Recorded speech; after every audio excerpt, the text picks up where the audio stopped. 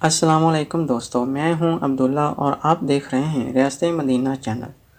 دوستو، کافی لوگ اہل حدیثوں کے بارے میں مختلف خیالات رکھتے ہیں۔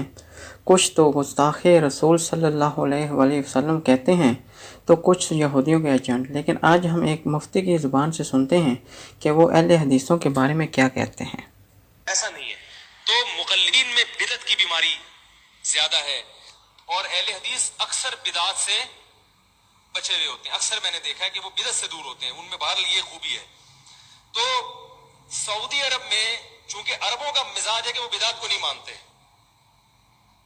وہ بدعت سے بہت دور ہیں، تو اہل حدیث حضرات جو سعودی عرب میں اتنے زیادہ ہیں، وہ اس لیے نہیں کہ چاروں مذاہب کو نہیں مانتے۔ اگر وہ یہ بات کریں گے تو وہ سعودی عرب میں ان کو جگہ نہیں ملے گی۔ وہ اس لیے کہ خاص طور پر سعودی عرب میں جو اہل حدیث ہیں وہ بدعت سے، بولو بھائی، بہت دور ہے۔ تو بدعت سے تو ہم سب کو دور رہنا چاہیے بھائی۔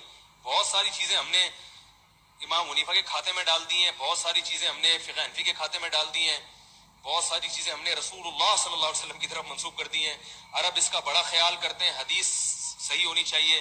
ہمارے ہاں ایک بڑی مصیبت یہ بھی ہے کہ ہمارے ہاں جو واعظین ہیں دیوبندی حضرات میں یا حنفی حضرات میں، ان میں بھی بہت سے واعظین بیان کے دوران صحیح اور ضعیف حدیث میں فرق نہیں کرتے۔ واقعات میں اس کا خیال نہیں کیا جاتا یہ مستند ہے بھی کہ نہیں ہے، اس کا سے بھی بڑا امیج دنیا میں خراب جاتا ہے۔ تو جبکہ اہل حدیث حضرات اس کا اہتمام، جو جہاں تک مجھے معلومات ہے، وہ کرتے ہیں، تو کہ وہ حدیث کی بہرحال کوشش کرتے ہیں کہ صحیح ہو۔